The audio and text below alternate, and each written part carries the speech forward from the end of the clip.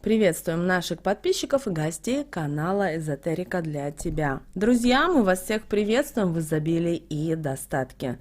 Сегодня в этом видео уделим внимание 29 июля. Поговорим о том, почему сегодня ни в коем случае нельзя просить повышения зарплаты или думать о более высокой должности. Также поговорим о том, что можно делать в этот день и что нельзя для того, чтобы не привлечь проблемы, беды и несчастье в свою жизнь. Поэтому досмотрите это видео до конца, и вы много узнаете информации о 29 июля. А прямо сейчас подпишитесь на канал Эзотерика для тебя, ставьте лайк этому видео и обязательно поделитесь этим видео с теми, кому вы желаете мира, любви, гармонии. Пусть они также знают эту важную и ценную информацию. Итак, сегодня, 29 июля, в народе отмечают праздник Финагиев день. А вот в церкви вспоминают священномученика Афиногена и его 10 учеников, которые пострадали за веру во время гонений на христиан в городе Севастии. Другие названия праздника – Финоген, Волотки на бородки или Зажинки.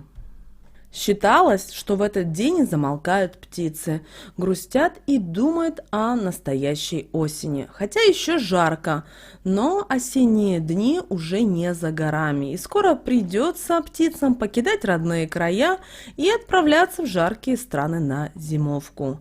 В этот день по народным приметам нельзя было ходить в лес. Запрещается его тревожить, поскольку в нем заря ходит и птичьи перья подбирает.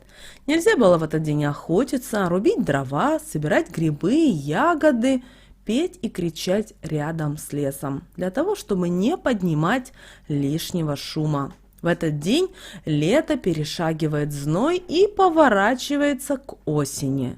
Считалось, что в этот день замолкают птицы, и осенние деньки уже не за горами. В этот день, как мы уже сказали, нельзя было ходить в лес, но также нельзя было охотиться, рубить дрова, петь, кричать, чтобы не было лишнего шума. Продолжается жатва. В этот день оставляют на Неве несколько колосьев на корню, которые называли волотка на бородку или финогеновые волотки. Первый сжатый сноп удостаивался отдельных почестей. Его называли еще и именинником. Вечером после работы его с песнями несли на гумно. Впереди шел хозяин со снопом, а за ним шествовали работники. Именинный сноп сохраняли для будущих обрядов.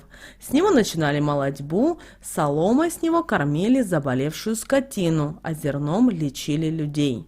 Часть первого зерна обязательно оставляли для посева. Также первый сноп относили в избу и ставили в красный угол под иконы. Кроме того, на Неве оставляли несколько колосьев на корню. Этот несжатый участок называли финогенова волотка. Волотка – это верх снопа. Из оставленных на поле колосьев старухи завивали так называемую бороду волоса.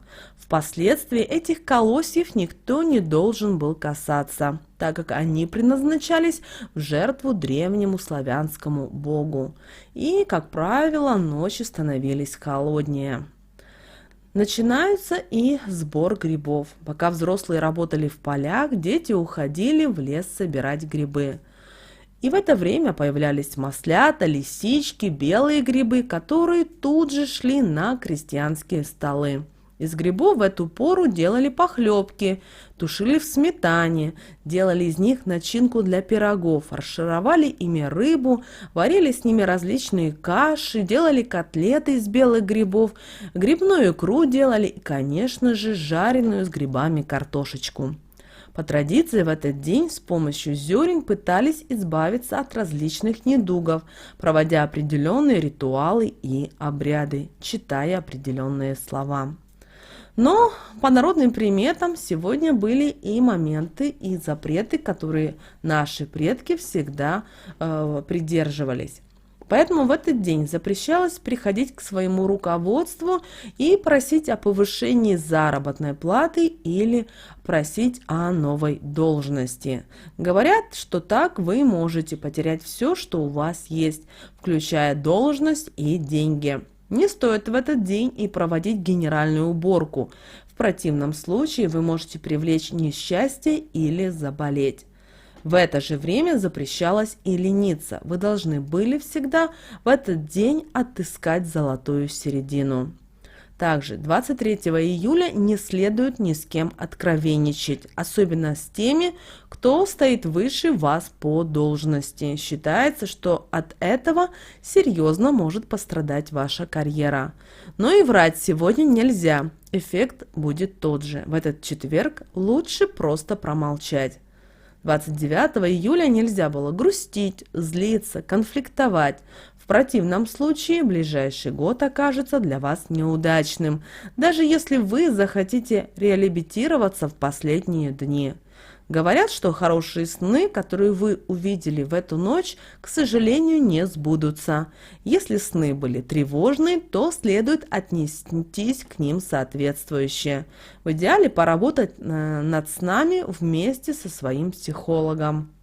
Также 29 июля в этот день запрещалось посещать бани, бассейны и любые водоемы. В народе говорили, что любая сегодня связь с водой может плохо закончиться.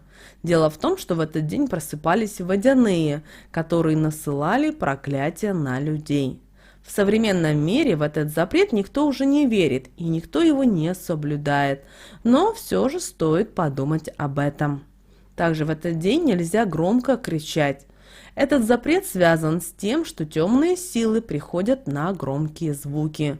Поэтому если вы будете кричать, есть большая вероятность, что вы привлечете к себе внимание темных сил, которые захотят полакомиться вашими позитивными мыслями. Как мы уже сказали, сегодня нельзя было проводить генеральную уборку, поэтому сегодня лучше спокойно, не спеша работать на своем рабочем месте и гнать прочь дурные мысли.